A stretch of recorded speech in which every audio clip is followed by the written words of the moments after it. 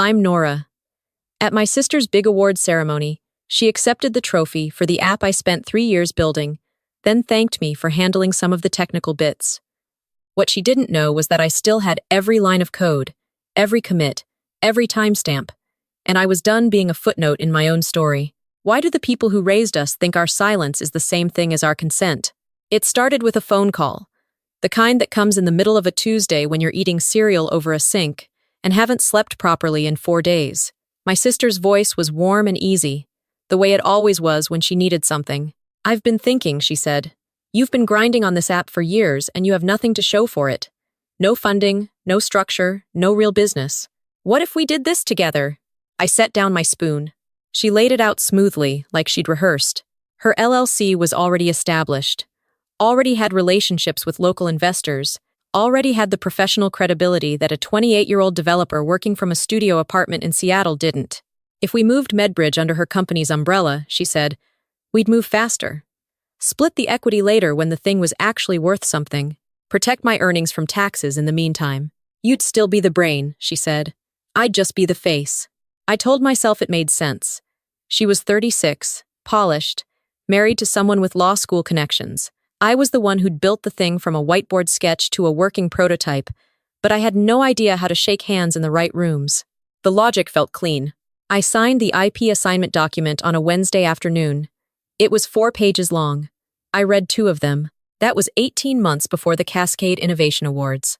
The Cascade Innovation Awards were the kind of event Seattle's tech scene treated like the Oscars and a church service combined.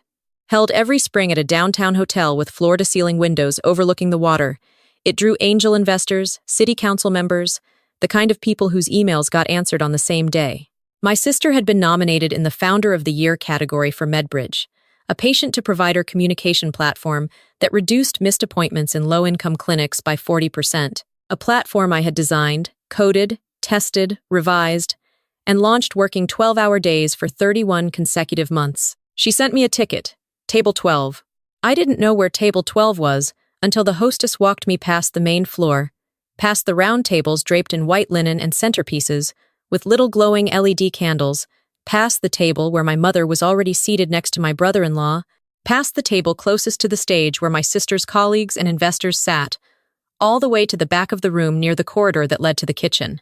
Table 12, the hostess said, gesturing to a round table with 7 other people I'd never met. I pulled out my chair and sat down.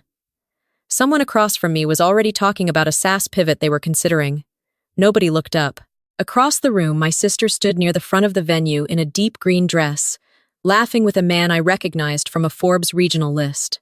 Her hair was done. Her husband stood slightly behind her, a comfortable orbit.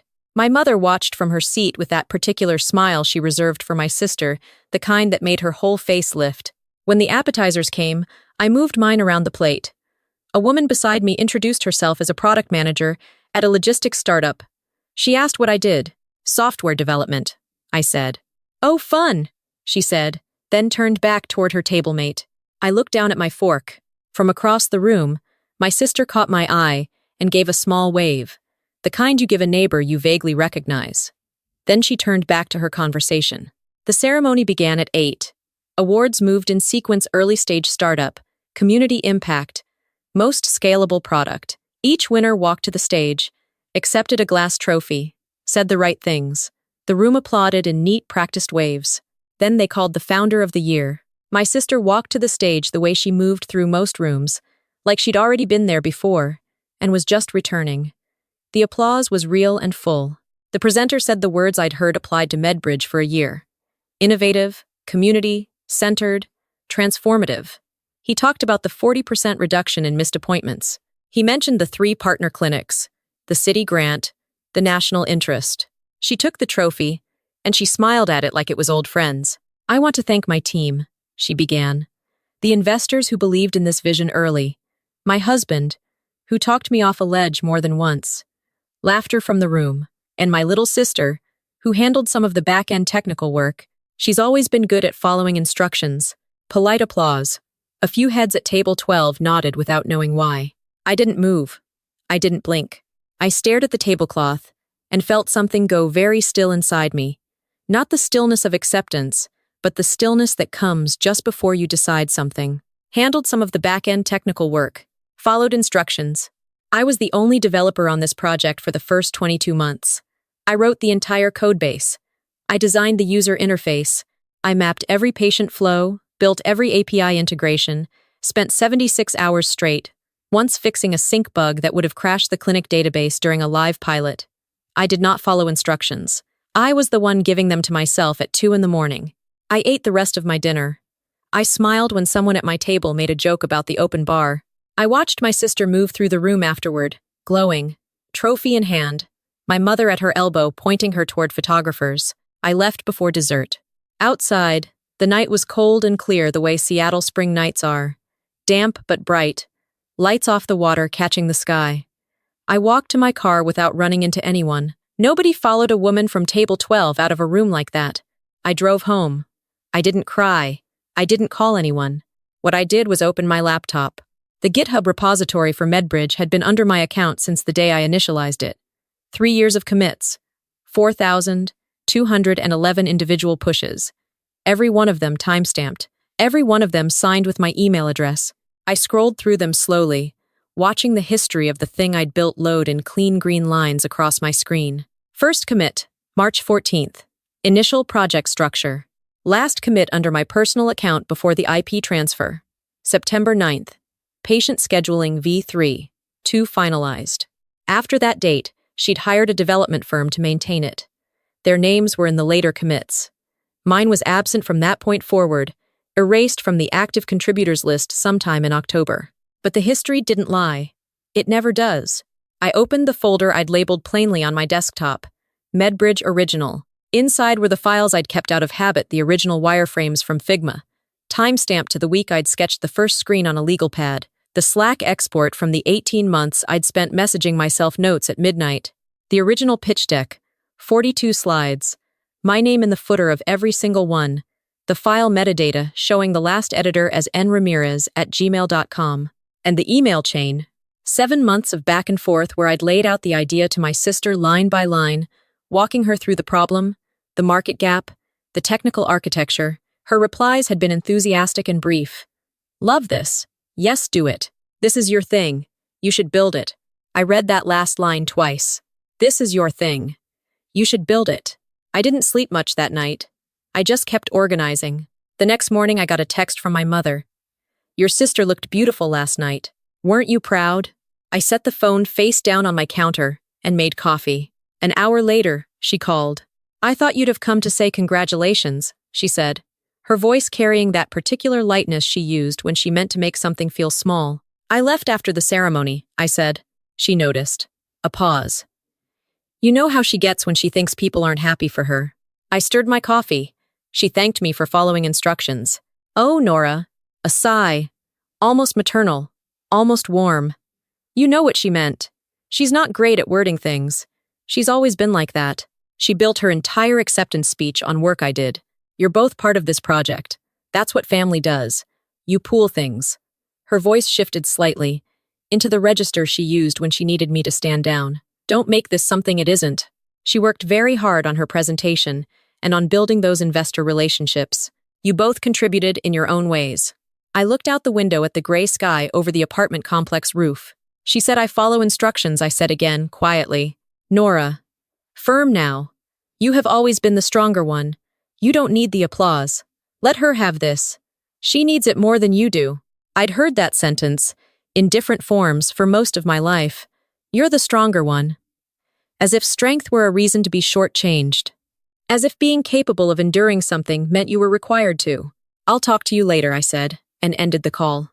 That afternoon, I went to a coffee shop on Capitol Hill, the kind with exposed brick and tables, too small for laptops, but I always brought one anyway. I was halfway through rereading the IP assignment document, actually reading it this time when someone stopped at my table. Nora Ramirez? I looked up.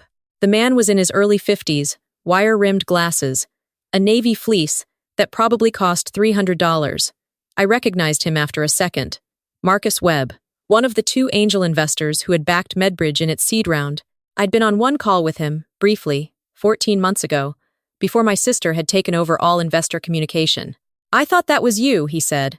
Mind if I sit? I gestured to the chair across from me. He set down his coffee and looked at me directly. No preamble. I pulled the GitHub history 6 weeks ago, he said, before the award nomination was confirmed. I didn't say anything. 4,000 commits under your handle. Then nothing.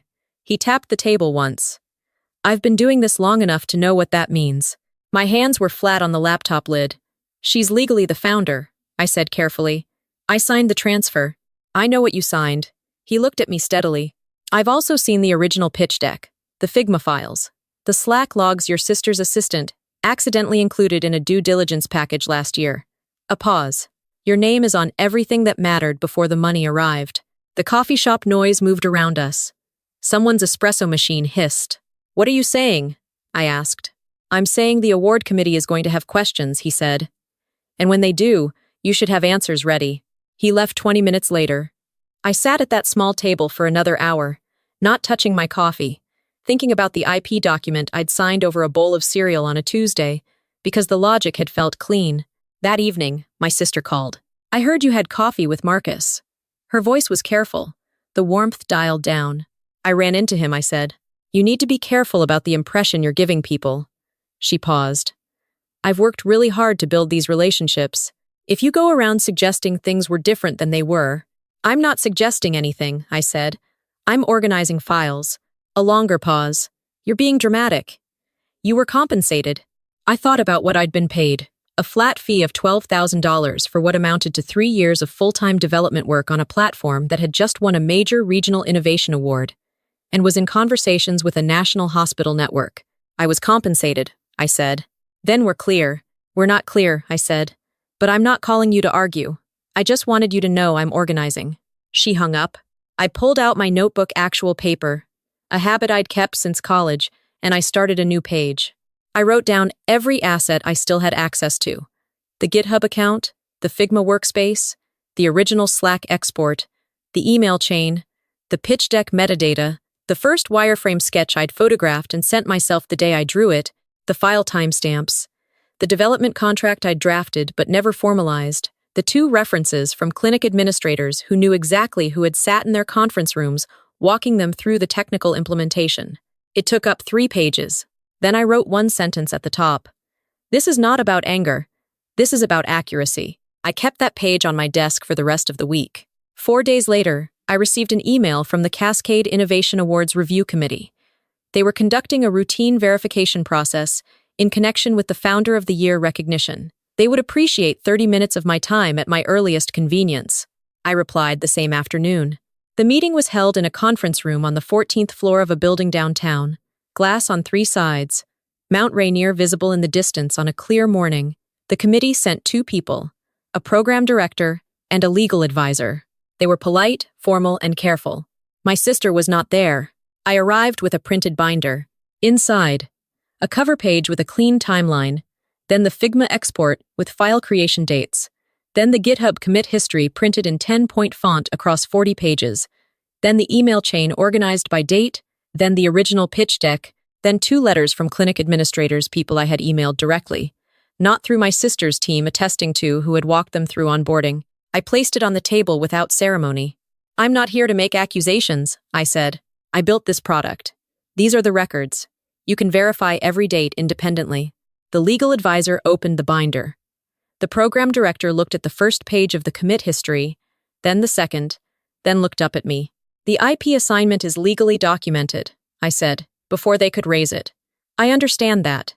This is not a legal claim. This is a factual correction to the public record. The program director asked 2 questions. I answered both. Then there was a pause in the room, not the comfortable kind, and she said they would need time to review. I thanked them and left. I walked out of that building into bright, cold sunshine and stood on the sidewalk for a minute before I could make myself move. My hands weren't shaking, but my chest felt hollowed out, the way it does after you've been holding something for a very long time and finally put it down. I didn't post about the meeting. I didn't text my sister. I went home, made dinner, watched something forgettable on my laptop, and went to sleep before 10 o'clock. The week that followed moved the way still water moves on the surface. Nothing. Underneath, everything. Marcus sent me a short message. Heard the committee is reviewing. For what it's worth, the tech community already knows.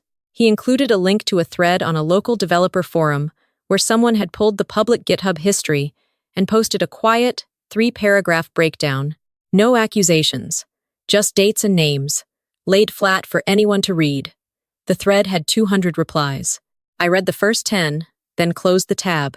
My sister stopped posting on LinkedIn. Her usual stream speaking invitations, panel announcements, carefully lit photos from event green rooms went quiet. I noticed because I'd trained myself not to look, and the absence was louder than the presence had ever been. On a Thursday morning, the committee sent a formal notice. The Founder of the Year recognition would be placed under administrative review pending verification of core development contributions. The statement was dry and careful and said very little, but it said enough. My mother called that evening. I let it ring, then called her back. I saw the news, she said. She sounded tired, the kind of tired that doesn't have anything to do with sleep. There's a review, I said. That's all. Your sister is devastated. I waited. I know you're angry, she said. I understand that. But she's my daughter too, and she's— Mom. I said it quietly. I need you to hear something. A pause. She thanked me for following instructions. In front of 400 people. For a product I built alone. I kept my voice even. I stayed quiet for a year and a half while she gave interviews about her vision and her inspiration and her journey. I signed a document I should never have signed. I let all of that happen because I thought being the stronger one meant absorbing things. I paused. I don't think that anymore. The silence on the line was different this time. Not the redirecting silence. Something more like wait. I know, my mother said finally. Low. Almost a whisper. I know. It wasn't an apology. But it was the first time in my memory she hadn't told me to let it go. I'm not trying to ruin anything, I said. I just needed the record to be straight. I know, she said again. We talked for another few minutes about nothing in particular, the weather, a cousin's new baby. And when we hung up, I sat by my window for a long time, watching the lights come on across the street. 2 weeks after the committee meeting, I posted on LinkedIn. It was not dramatic. I didn't name anyone. I didn't use the word theft. I posted 3 screenshots side by side. The first commit from Medbridge's GitHub repository, the original pitch deck cover with the file metadata visible, and a still from a clinic deployment meeting I'd attended 2 years earlier. A photo the clinic director had posted publicly at the time. Me in the room, my laptop open, the interface on the projector screen behind me. The caption was one line. I built Medbridge. The commit history starts here. Happy to talk to anyone who wants to know more. I put my phone down and went for a run. When I came back, there were 47 notifications. By that evening, over 300. Developers I'd never met, product managers, a few founders, a journalist from a regional tech outlet. Marcus had reshared it with a single comment. Verified. Someone I'd gone to school with wrote, I always knew it was you. You were the only one who could explain how it actually worked. A clinic administrator from the Eastside pilot wrote, This is the person who sat in our conference room for 4 hours fixing a problem we didn't even know we had yet. She never once asked for anything. I didn't reply to most of them, but I read every single one. The following week, Marcus introduced me by email to 2 investors who wanted to meet about my next project. I had started outlining it 3 months earlier, a platform for home health aides to log patient observations directly to supervising nurses, a gap I'd noticed while building Medbridge, sitting in clinic waiting rooms, watching the communication break down between the people doing the ground-level care and the people making the clinical decisions. I had the wireframes already, 61 screens, all under my name. On a Sunday afternoon, there was a knock at my door. I opened it and my mother was standing on the landing, holding a paper bag from the bakery 2 blocks from her house. She was wearing a coat I recognized from years ago. No lipstick. She looked smaller than I expected, or maybe I'd just stopped anticipating her in certain ways. I should have come sooner, she said. I stepped back and let her in. We sat at my kitchen table. She didn't offer an explanation, and I didn't ask for one. She put the bakery bag between us cinnamon rolls, still warm, and we each took one without making it mean more than it did. After a while, she said, You were always the one who built things. I nodded. I watched you do it, she said. I just didn't want to see what that meant for the other one. I know, I said. That wasn't fair. No, I said. It wasn't. She didn't cry. Neither did I. We finished the cinnamon rolls, and she washed both our plates at the sink without being asked, the way she always had. And then she stood at the door for a moment before leaving. "I'll call you this week," she said. "Okay," I said. And I meant it. The night I signed the paperwork for my new LLC Ramirez development, no one else's name, no shared umbrellas, no documents I hadn't read start to finish. I sat at my desk with the coffee going cold beside me and the cursor blinking on a fresh repository. New project. New start. My name at the top of every file. I thought about the awards dinner, the walk to table 12, the applause that hadn't been for me. I thought about the phone calls I'd absorbed without arguing back. I thought about 4,000 commits in green lines down a screen, a record no one could rewrite. I hadn't built MedBridge to win a trophy. I'd built it because I'd sat in a clinic waiting room in 2021 and watched a woman miss her follow-up appointment because nobody had sent her a reminder in the right format. And I'd thought, I can fix this, and then I'd gone home and started fixing it. That impulse, the one that moved me from a problem to a solution at 2 a.m. without asking anyone's permission, that was the thing they never managed to transfer to another name. I typed the first line of new code. Outside, Seattle was doing what Seattle does, going gray and soft and persistent. Rain on the windows. The city lit up in pieces. I didn't need a room to applaud. I didn't need a trophy on a shelf. I needed a blank repository, and a problem worth solving, and my name on my own work. For the first time in 3 years, I had all three. If you've ever been told your silence is the same as your blessing, it isn't. If you've ever been introduced as the support system for something you designed from the ground up, your records exist, and they don't require anyone's cooperation to be true. You don't have to yell. You don't have to perform your proof. You just have to stop letting the wrong version of the story go uncorrected. I'd love to hear from you. Have you ever had to reclaim credit for something you built? Have you been the quiet one in a room full of people taking up space you earned? Drop it in the comments. I read everyone. And if this story felt real to you, make sure you're subscribed. We're just getting started.